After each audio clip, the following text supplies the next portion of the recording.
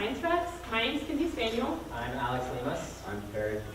And we just wanted to come and kind of show you our face we have another one, Lauren Kraut, who couldn't make it tonight. And between the four of us, we're going to try to rotate and be very prevalent in your guys' meetings this semester. And right now we have a scholarship, not going to go into detail, but it's about like $35,000 that we're trying to give out right now. And between 10 and 15 scholarships, so we're going to try to get an application out to all of you. We want science students to win that. Yeah, you guys are very. We're letting you guys know. And then we have a display case out in Welch to keep you guys kind of informed on what's going on. And thanks for letting us talk. Thank you.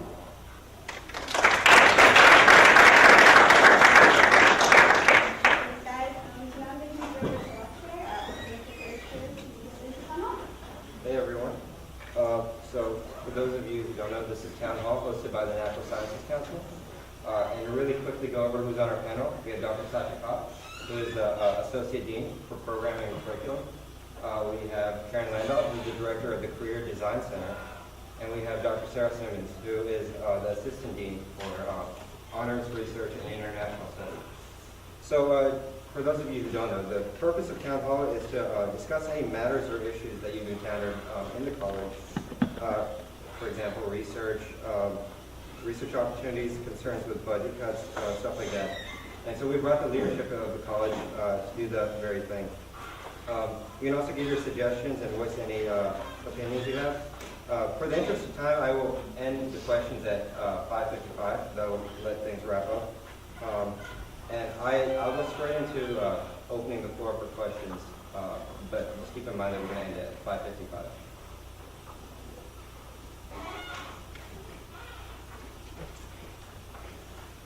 Okay, what do you think are the strengths and weaknesses of our advising program, particularly the first-year advising, and how do you recommend to improve this process? Well, maybe I'll take that.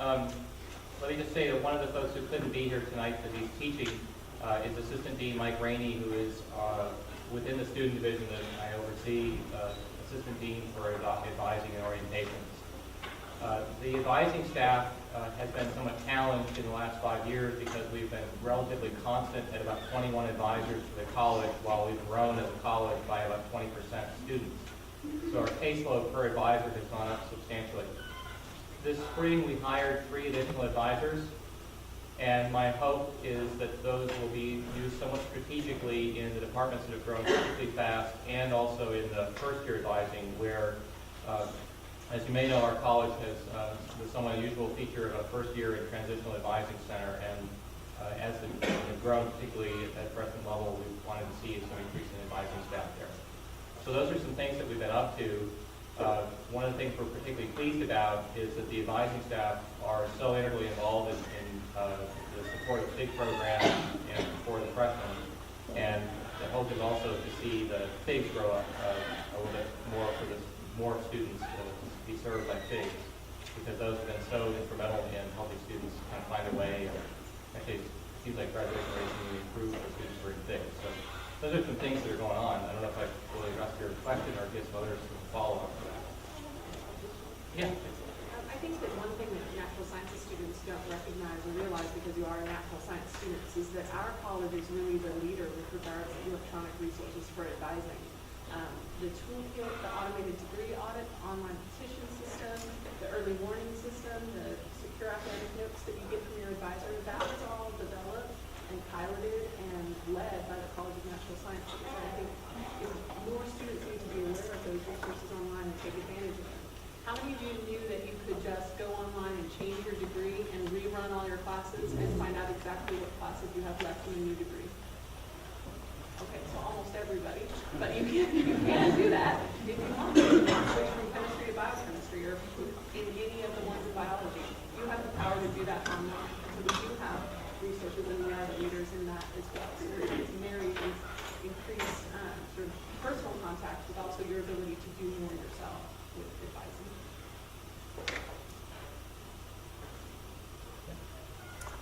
This has been a pretty hot topic in our meetings, but why does the College of Natural Science not allow or acknowledge monitors?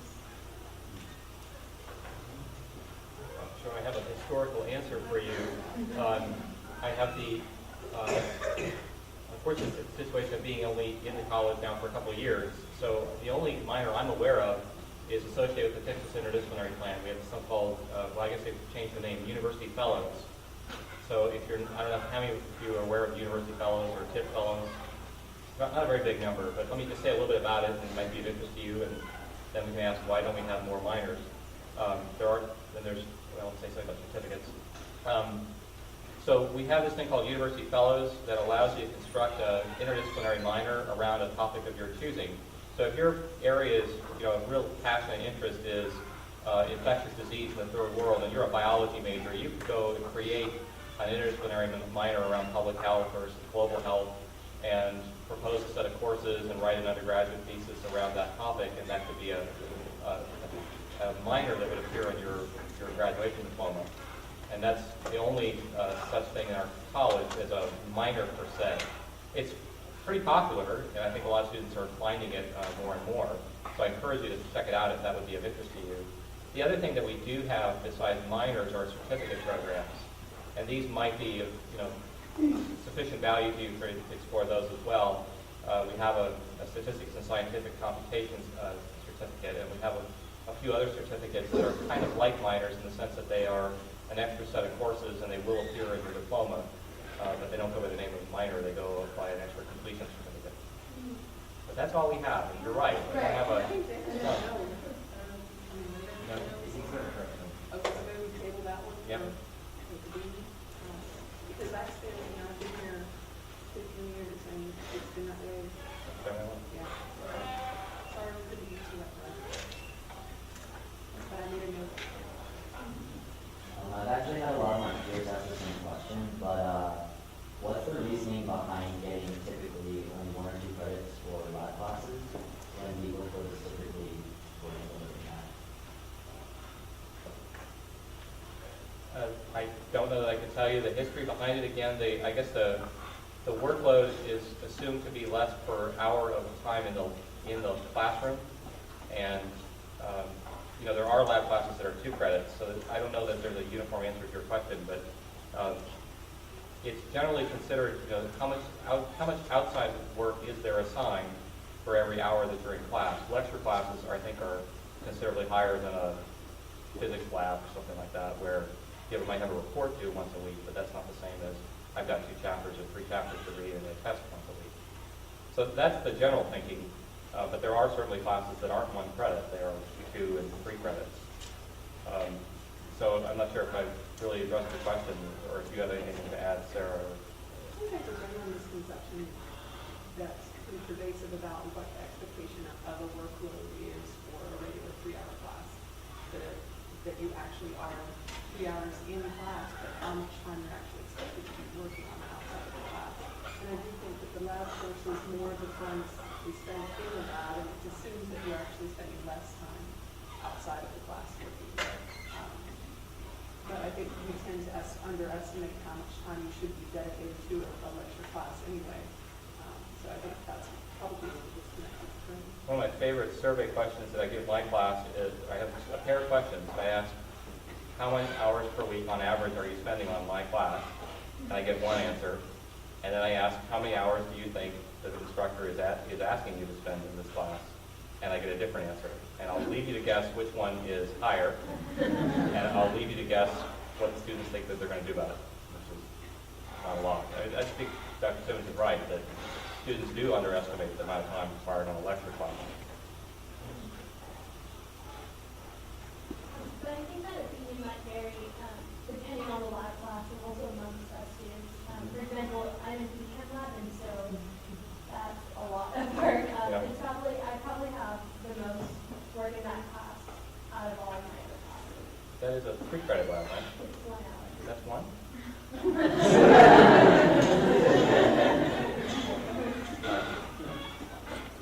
You also have a sort of a system that doesn't parallel many other universities, where the lab and the lectures are disconnected, and you don't see that.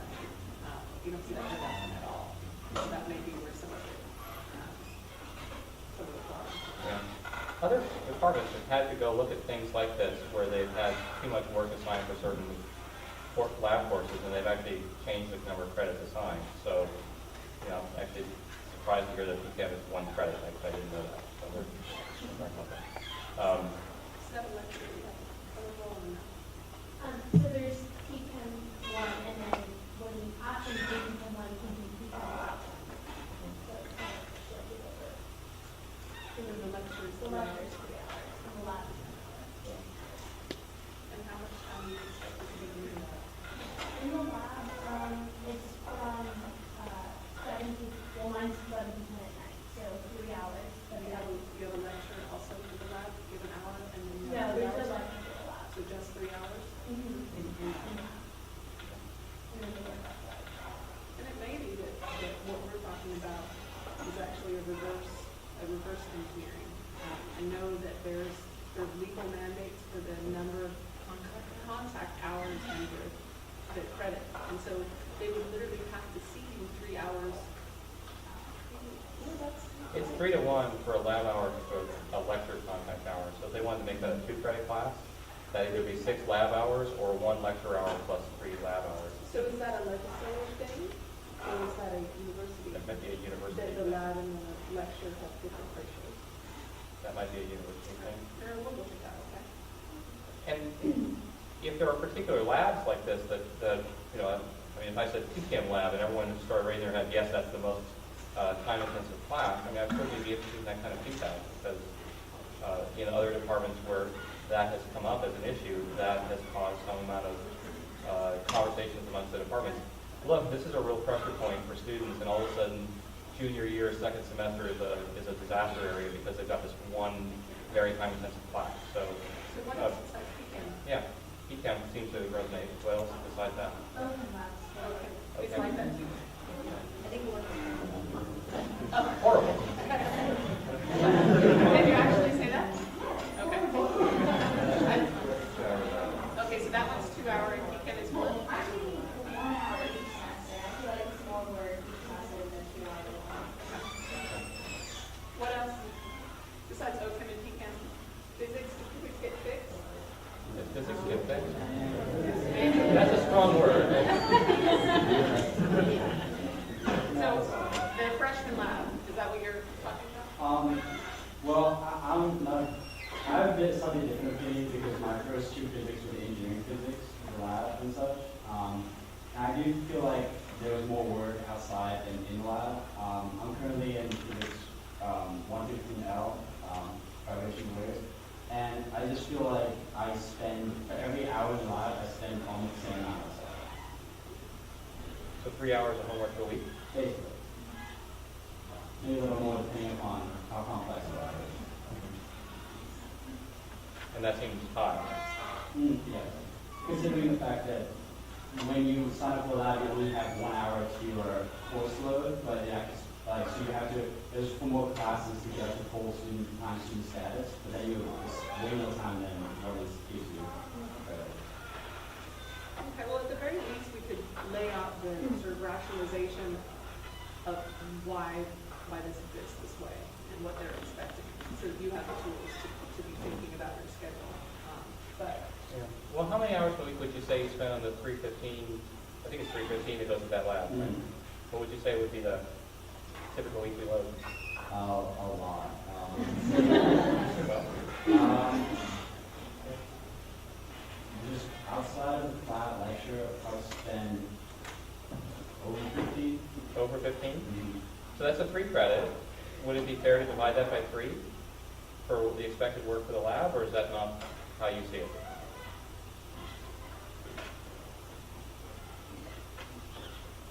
Maybe. No, I'm asking because I don't know that there's a recipe for these things, but it might be natural to go by scaling by 3. well, I've just written PCAM, OChem, and 1 for 2 now. Anybody else want to weigh in on any? I just feel like the labs in general are just, like the correlation between like how much the class is rated and like the effort they put into the class doesn't, like there's not always a direct correlation. This one's not really applied to people, but ETEC 311, it's 3 hours, and I have a 1 hour lecture once a week, and then we have 6 hours on Friday. It's almost never 6 hours, we're almost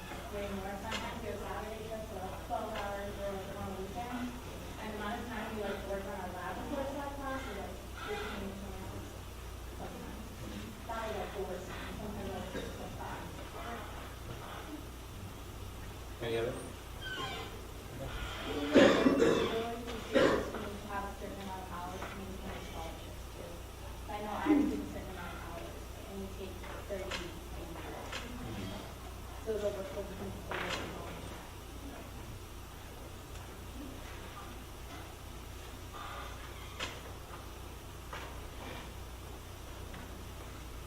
Yeah. Okay, a couple of my friends like in high school, they're seniors now, told me about a new program at UT for a direct medical kind of program, UT and UT Western. Is that like, they have like course in the summer and something that, I don't know the details about it, but would those kind of things be available to us now or no? You know, there's a constant sad story of all the things that are available to the people who follow you, and new things are coming along at the university all the time. This is explicitly a program for incoming freshmen, and we're constructing, so let me just say a little bit about what it is, and then you can follow on here. So there was, from the UC Regents, a directive to explore ways of accelerating medical education and try to shave off a year off of college or a year off of medical school. And the college partnered with a couple of medical schools in the state to create an accelerated path. Early admission to medical school would come provisionally for freshmen that would be accepted into this program. So we're piloting it for the first time for the freshmen who are coming in this fall. There's really not yet the consideration for how we would look at any possibility for students who are currently here at UT, because we're trying to accelerate the 4-year degree into a 3-year degree. So I don't know what year you are right now, but the freshman. So it's kind of hard to go from here and accelerate. So I can't tell you of any definite plans to offer this kind of opportunity to current students. What's really been constructed so far is an opportunity for incoming freshmen to be into this program. They're going to have to start, as you pointed out, in summer school before freshman year, and they're going to be in summer school enrollment over the next couple of years in order to get that 3-year completion of an undergraduate bachelor's degree. It's possible this will grow. I think this is our first year, this is our first pilot of ever trying this, and it's going to be relatively small. So as we learn a little bit about what works and what doesn't, I'm sure that the medical schools will be eager to see a greater pipeline coming to them. But this is where we're starting right now. I don't know if you're connecting to this, if you have anything to add to that. No, I think that's accurate. And it's with the UT Southwestern and the University of Texas at East Coast Medical Centers. It's the two agreements, and the pilot is, I think, 30 students is the expectation for the fall. And it is an experiment. It is a pilot program, and there's no sort of guarantee going forward.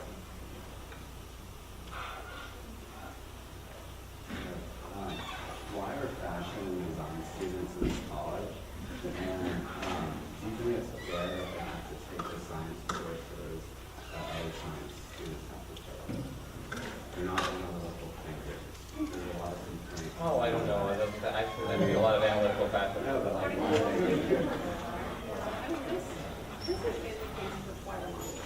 And we have significant areas of our textiles and apparel department that overlap with the sciences. We have historical preservation, we have fiber science that are science. So we're talking about experimental things, we're talking about sort of what you would think of as with regard to fashion, I think that's sort of historical.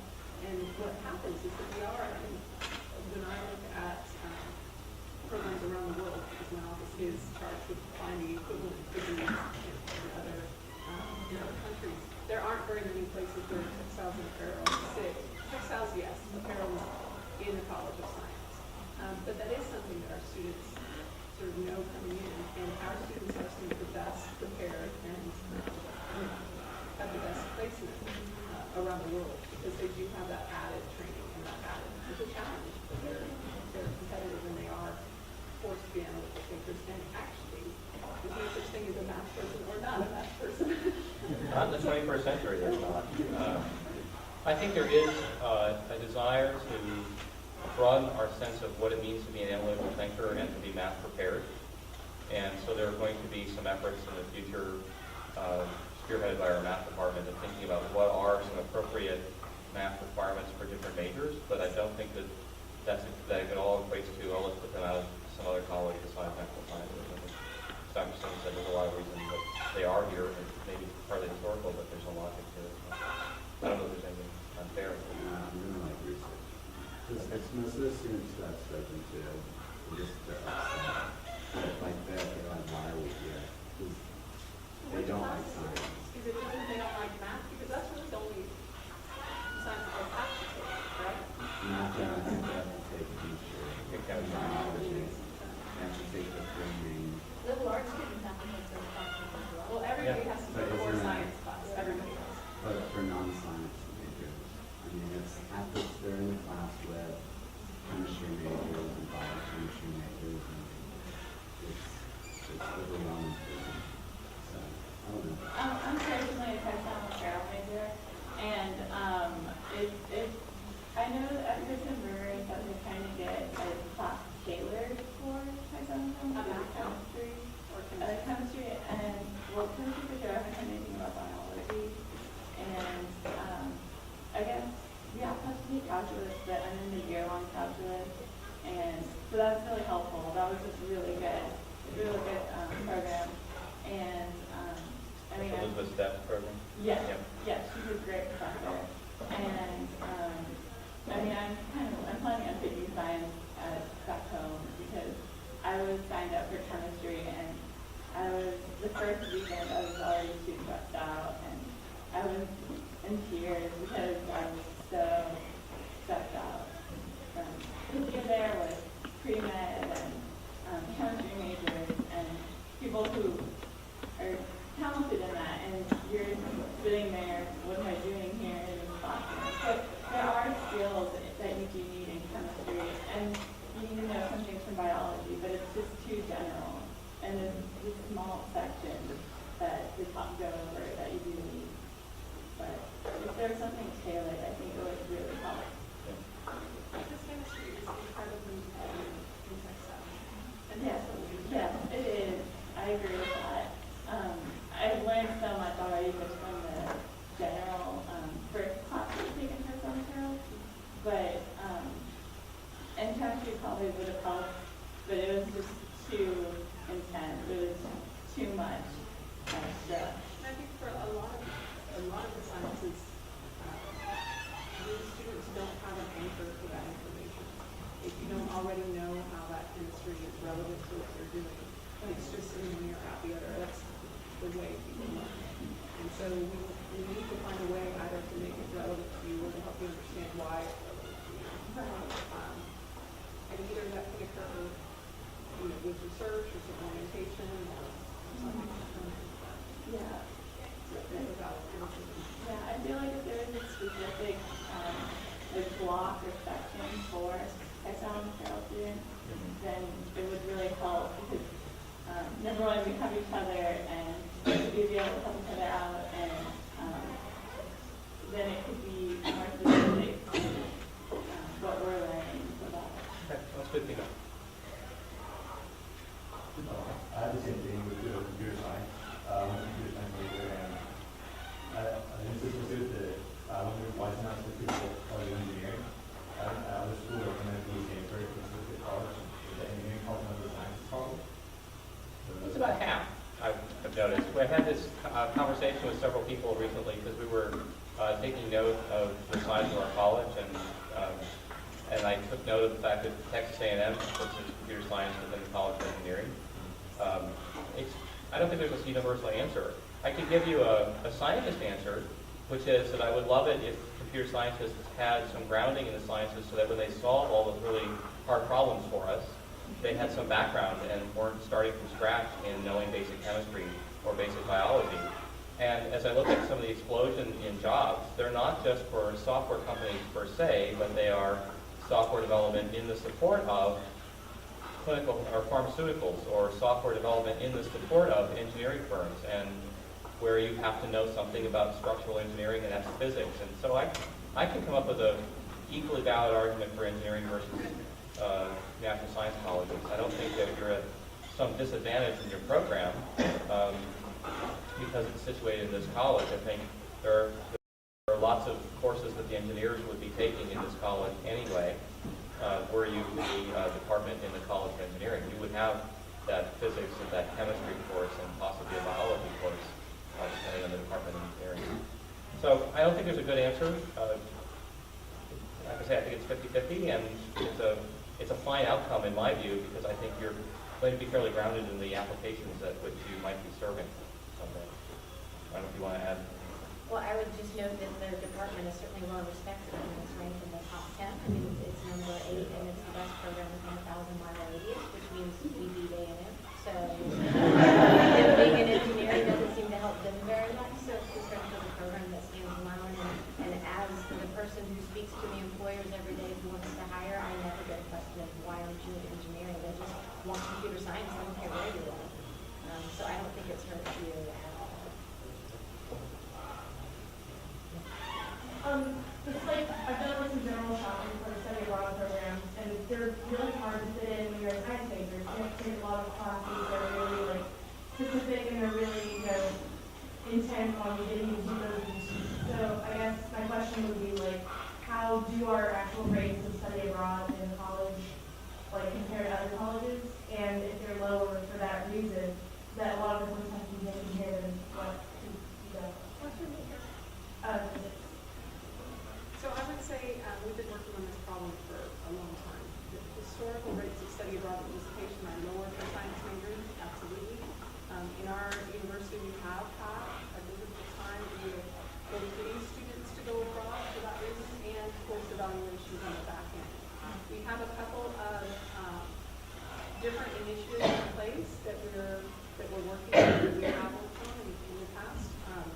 The two with the most history are research abroad, so outside of your course credit, outside of this sort of PAC degree plan objective, we place students in research labs over the summer to get some kind of experience abroad. And that, because it's experiential learning, because it's outside of anything we could possibly do here, many students find that overcomes the barrier of the credit issue. The second thing, addressing your domestic courses, and that's particularly an issue for pre-med students. Pre-med prerequisites have to be taken domestically. We offer several programs where UT faculty go abroad and teach while there. So it's a UT enrollment, it's a UT faculty member, it comes back on your transcript as a UT course. And we teach organic, evolution, cell biology, genetics abroad for faculty. So the hardest nut to crack has been this equivalency. And last year we started a program, work on a program that we call curriculum integration. And essentially we've identified 15 premier institutions. These are ones that our faculty pick, that they like, that they have collaborators with. And we've evaluated about 350 courses from those institutions. And the goal is to have for every degree in our college a map where we can say, when you're a freshman, if you want to go abroad, look at this year. Most of the degrees are picked for junior year. Look at these 15 schools and look at these courses that are already pre-approved and make your map. So those maps should come online in the fall. We're just about a year into this process. We've got our schools, we've got a huge matrix of courses, and we're really at the point where we're comparing amongst the departments. So we can say to physics, you're the only holdout on physics at Nottingham. Everybody else has approved theirs. What do we need to do to get this one course to fit in the map? And we're working with a committee of faculty from every department who are on board with this kind of thing. So students can still go to Timbuktu if they want. They can still get credit for courses that may not transfer, but we have some really incredible, respectable institutions abroad that you can sort of plan out in advance. And it's been a long time coming, and so I don't know what year you are, but hopefully it'll happen for you. What year are you? I'm a freshman. You're a freshman. So you have a lot of time. I would urge you to talk to Dr. Stone's office. I think, as you said, the fact that we work with the faculty here, I think is really key, because you'll be assured that the courses you're getting are kind of in line with the expectations of whatever it is, junior level physics that you'd be taking. Because the person who's going to be teaching your senior level physics class is going to assume you've had something pretty darn equivalent to that junior class, and they're going to assume that you can do all the things that your colleagues who stayed here could do. So I think this integration idea is really great because you get the upfront knowledge of where you can go and expect the courses to count. There's no back-end petitioning or anything to do. But you also get the assurance that you're going to be successful in the follow-on course. And this won't prevent, we have about 90 students a year before the first go and take non-science classes. And the students who still want to do that can. If you want to go and take culture or history or something, you can still go do that. But this is for students who need to stay on track, who want to stay on track, and need the assurance that they will have their courses counted when they return before they get on the plane. And so that's what we have. That's what we're working on for that. I'm currently not liking class where we were into like online lectures and a lot of online presentations that are class lectures. What do you see as a future of this type of hybrid learning and what other courses be adopted for that? Let me say a little bit about that. I think a lot of faculty are trying different experiments with this. I myself have done this quite a bit.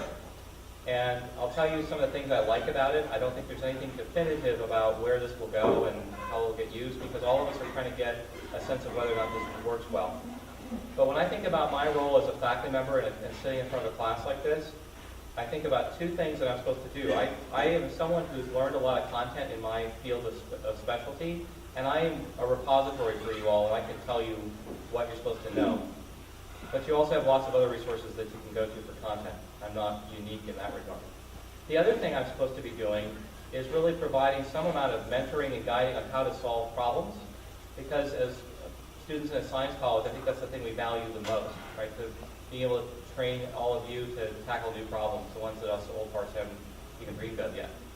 And I don't get to do a whole lot of that problem-solving stuff in my classes as much as I'd like. It seems like I spend all my time re-deriving the Schrödinger equation or the Clausius-Clapeyron equation or something like that. And then I say, oh, now go work it out in the homework how you're supposed to use this.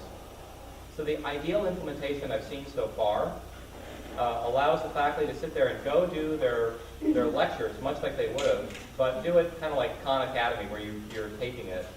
And then try to structure those lectures such that they lead you all, the students, to come in ready for class, ready to solve problems. And then the instructor has figured out a master set of 5 problems for the day that really reveal how to use that information for this chapter. I haven't seen a universal answer for where this will go, but that's one area where I feel like it's very promising. And I don't know if that conforms to your experience in Dr. Laudy's class, but it's the style of experiment I've seen go well. And it allows us to, as faculty members, interact with you as students in a way that we all kind of like, which is problem solving and walking around the aisles and helping out as you're scratching something out in groups. So I don't know, do you want to say a little bit about what your experience has been? I find it very helpful whenever you do that like learning modules where he works it out and everything. I think better on his international business, so I would like to get more use in other classes. Okay.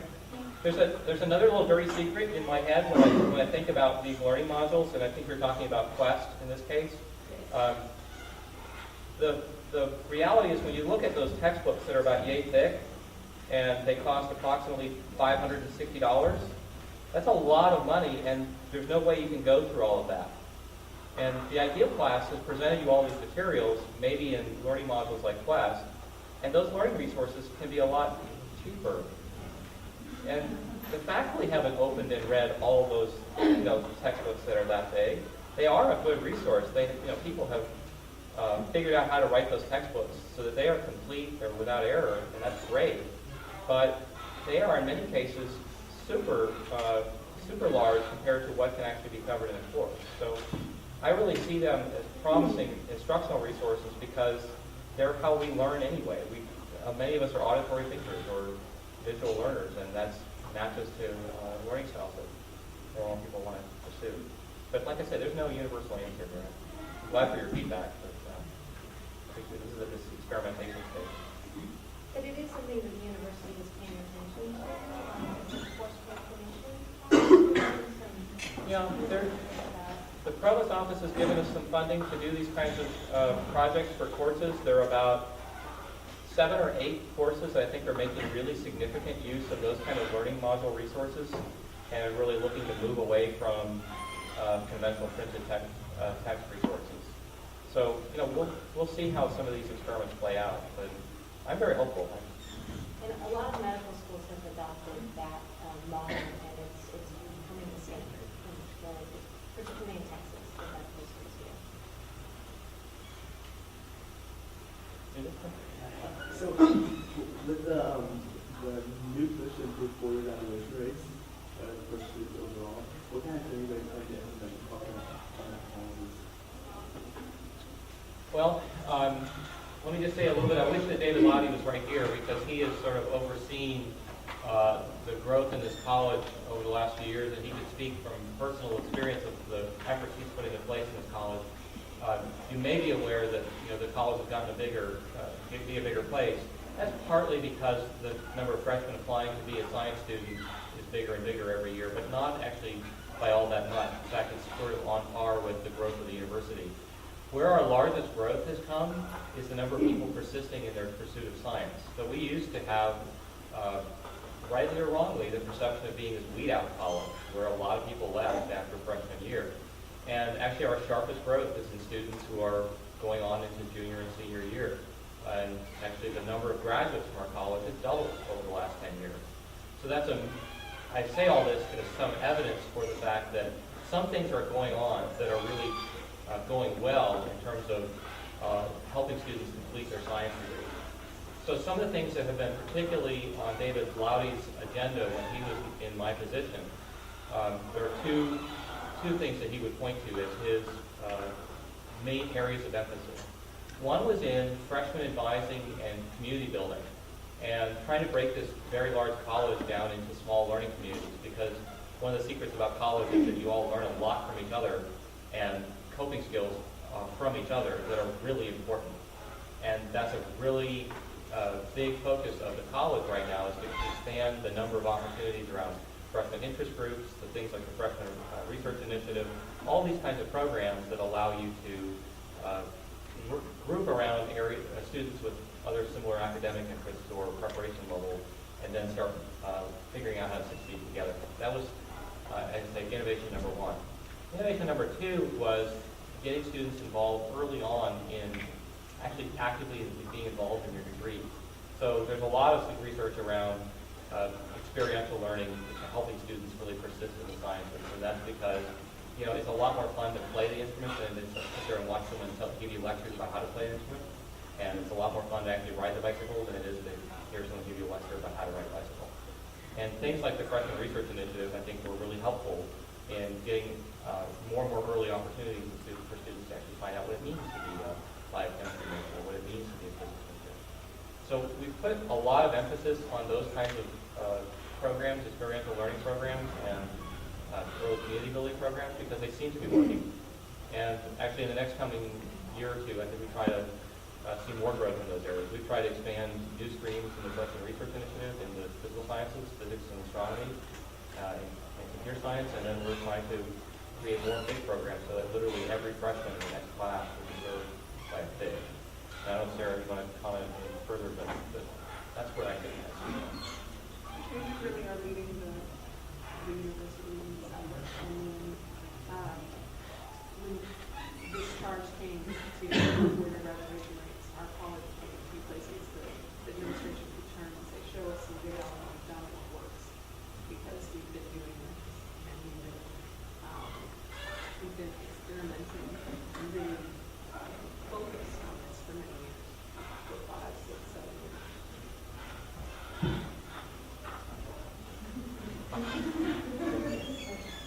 So a lot of the focus of the college is to prepare students for graduate coursework.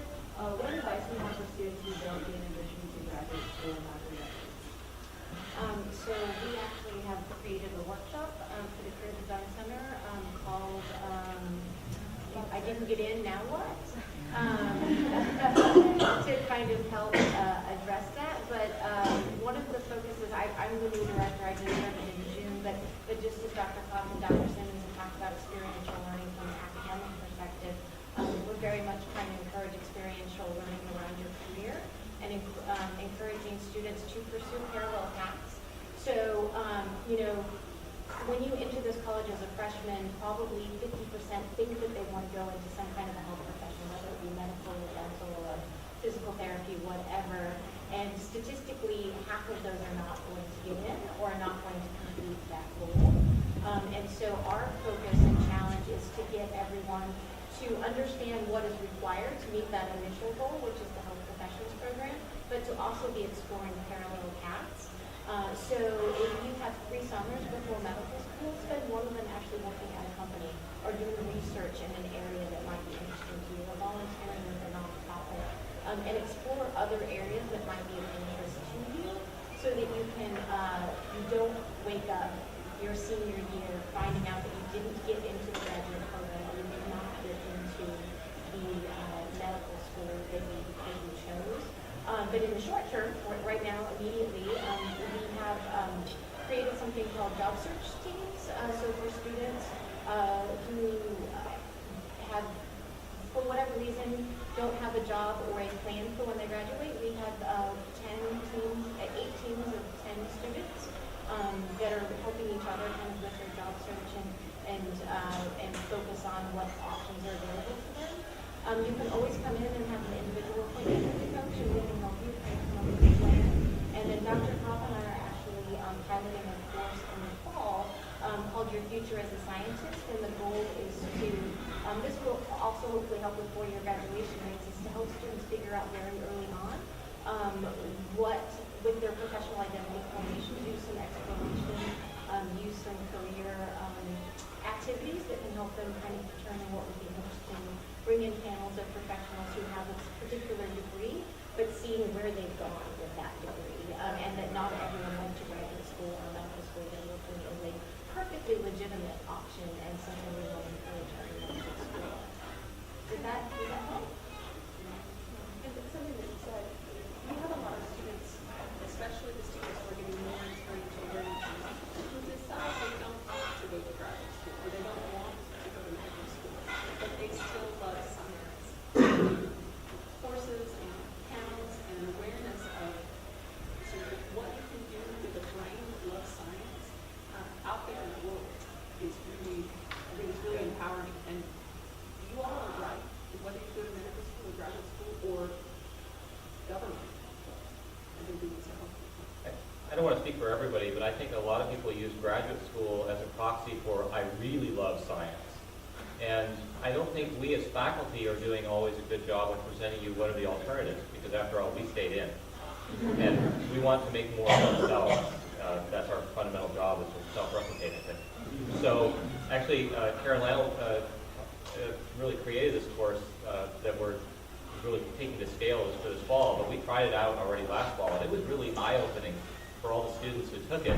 I think everyone has this idea that there's this collection of majors. There's biochemistry, physics, astronomy, biology, and then there's this list of jobs, and there's a linear path that goes from this list over to that list.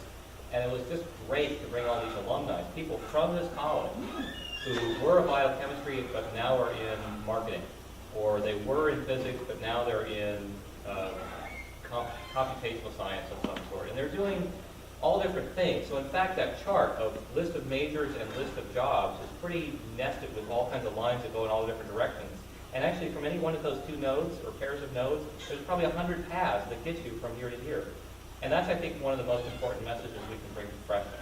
And that it's not important necessarily to go to graduate school. Graduate school should be a goal towards some other end. But tell us about what your ultimate career goals are, and we'll help you engineer your next 4 years to get to that career. And I hope that by reaching out to the freshmen, we'll achieve a little bit more creative thinking on their part, how they're going to use their time in college, along with the kinds of things that Karen Lannell was looking at. Saying that these things we have over there, there's a physicist in marketing. It's not that that physicist is not using those skills. It's that that company wanted a chemist to do the marketing, because the chemist is the only one who can translate. When the mothers say, we want a diaper that's drier, into the chemical structure to tell the R&D team, we need something that's more absorbent or absorbent or less sticky or whatever. And that they're actually looking for chemists to do that stuff. Yeah, Procter & Gamble was here a couple of weeks ago and did a panel on what you can do with a biology degree, and there were several people on the panel who just have their undergraduate degree, and they signed up and work in Procter & Gamble in a lab, and also working with the marketing team and working with the finance team, and they very much work very closely together and influence the success of the company. And there are lots of companies out there that have those opportunities, and my job is to take all of you all the way over and to encourage you to experiment with them. So when you see emails from Karen Landell's office that says careers, open the email. All of you absolutely get an email every week called Career Design Weekly, and I know that I go out to at least 12,000 people, and I know that only about 1,000 of them actually get open, which hurts me deeply. Hurts them more. But yeah, that's true. I do have that. But anyways, take advantage. It literally lists every opportunity by every major, and we do that intentionally so that you're not only seeing computer science things, that you're seeing chemistry or biochemistry or biology, and you might be interested in something that you see, and you might explore that. That's the goal. So for those of you going through the process of job seeking now, and you are kind of getting a sense of what resources are available and which are not, I also encourage you to provide us feedback. These are the things that we're working on. So in response to your question, what are we doing? This is our set of hypotheses for scientists here. So this is what we're going to try out. We'll see what end results arise from this, and then we'll keep iterating. And as you have your own ideas, please feel free to provide us feedback, because these are hypotheses. This is sort of an interesting question, but why don't you guys just have pizza on the You know, over here is the university, and over here is the College of Natural Sciences. Okay? So the college does things like degrees and faculty and courses, and over here is the university. They have beds for you to sleep in, pizza for you to eat at the union. They have the people who steal your money and you pay tuition to. And we don't do that. So I'm going to defer your question. Sorry. I love to take your money. No. I'm doing a visa in my office. I don't charge you anything, but if you could, we have a machine you run. Here. What programs have been created to help transfer students adapt to college? I know this was an issue that was brought up at the last town hall, how transfer students have a hard time transitioning. So have any programs been created since then? So since that time, actually we've just been studying the problem. And I've been just trying to collect some data on what happens to transfer students and how successful are they in various paths in, and are there some trends. So I can't tell you that any programs have been created, because all we're doing right now is getting a sense of what are our issues with respect to transfer students. It doesn't make sense to figure out how to support them until we know that. So that's my unfortunate answer to which is a long way of saying no. No, there are no new programs. But the data analysis that we're doing is on a scale that we've never done before. Yeah. Tracking incoming students, courses they're taking, stuff, or the default. We're getting a really strong sense of what proficiencies we assume in, let's say, in Count 2 that aren't being accurately taught in Count 1 elsewhere, or in Bio 311D here, what do we assume that really Bio 311C equivalent should have had elsewhere. And I don't mean to pick on those two courses, I'm just thinking two freshman level courses, but that's the kind of level analysis we really need to get to before we can try to implement anything. And we have this massive flow chart that shows students in and students out, and it's starting to take a large piece of paper to draw it, but I think within another year we'll be able to make something more. Well, actually, I have a phone appointment with a programming the dynamic systems modeler from MIT next week to talk about that flow chart. So I mean, we really are looking at it. But we have community things for transfer students, but they don't really work because they're not all at the same place where we touch. So how do we figure out where people are? It's a big issue because there are typically 800 transfer students into the college in a year. That's to be compared with 1,800-ish freshmen. So this is an important population for us. It's sizable, and we want to do it right. But as Dr. Simmons says, it's a very diverse population in that they come in with a variety of different kinds of courses at very different stages, freshman, sophomore, even into junior year, they're transferring in. So we have some really interesting stuff. So then time for one last question. Does anyone have last? No one wants to. It's like the last piece of cake on the train.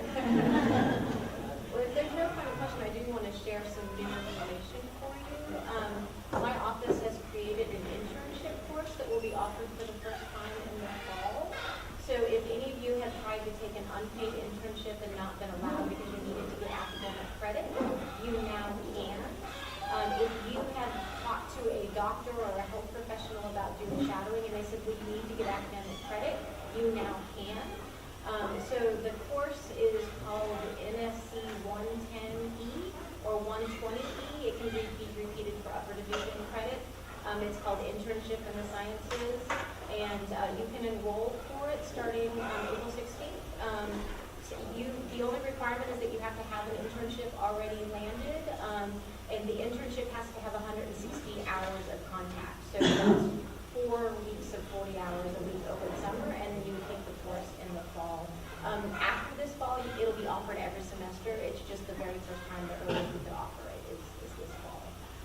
So what is that for long semester? Do they have to work 10 hours a week? They can, as long as 160 hours is the minimum. There's no maximum. But 160 hours is the contact hour requirement in order to get credit for a one credit course that has an internship component to it. And so these are just for unpaid internships. It can be for paid. Some students want to get academic credit for something, and you can do that, but it is cost value. And there are some internship programs, as Karen Level says, that will only allow you to come work with them if you're getting course credit. So